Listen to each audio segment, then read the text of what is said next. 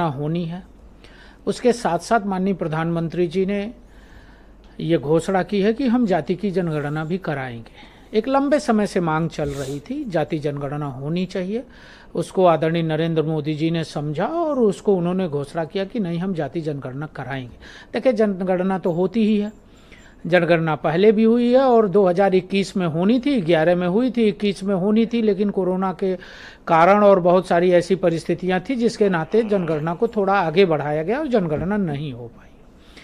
निश्चित रूप से जनगणना भी हो रही है और जाति जनगणना भी होगी। माननीय प्रधानमंत्री जी का कमिटमेंट है और निश्चित रूप से उसका उपयोग हम ये समझते हैं कि जाति जनगणना होने के बाद ये लगेगा कि सरकार की योजनाओं का लाभ मूलतः किसको मिलना चाहिए और कैसे मिलना चाहिए। हम जो सरकार की योजनाओं का लाभ दे रहे हैं जनता को, जो गरीब कल्याण माननीय प्रधानमंत्री जी की प्राथमिकता है, उस गरीब कल्याण को और प्रभावी तरीके से लागू करने में हमको सफलता मिलेगी।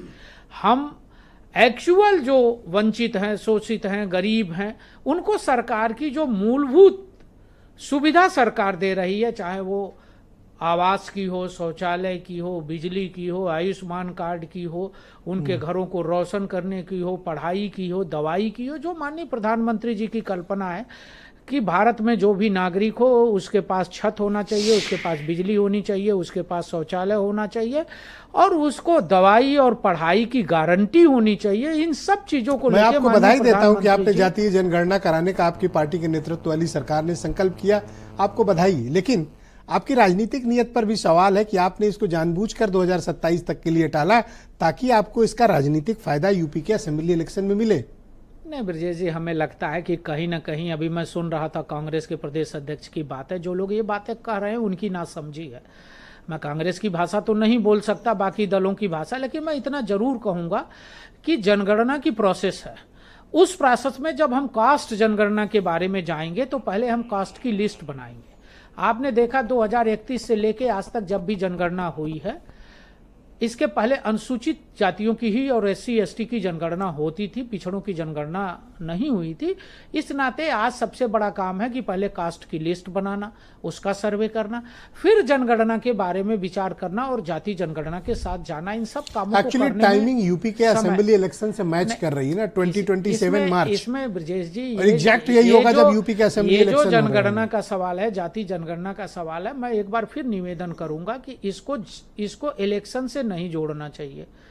हम 1 नेशन 1 इलेक्शन की बात करते हैं तो विपक्ष क्यों नहीं साथ खड़ा होता?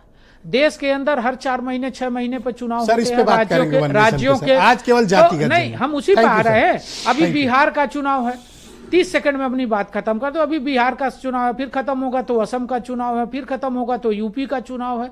तो चुनाव तो देश में होते रहते हैं, लेकिन मैं इतना जरूर कह रहा हूं कि जाति जनगणना एक लोगों की भलाई के लिए, गरीब कल्याण के लिए प्रधानमंत्री जी को लगा, माननीय नरेंद्र मोदी जी को आवश्यक है, इस नाते हमने कदम उठाया और इस पर सबको सराहना करना चाहिए। माननीय प्रधानमंत्री, अरे बधाई दी मैंने आपको, आपने स्वीकारी नहीं तो मैं क्या करूं? सब लोगों आपने तो धन्यवाद भी नहीं कहा। सब लोगों को करना चाहिए जिनके मन में कल्पना है कि गरीब कल्याण होना चाहिए, उनको माननीय प्रधानमंत्री जी को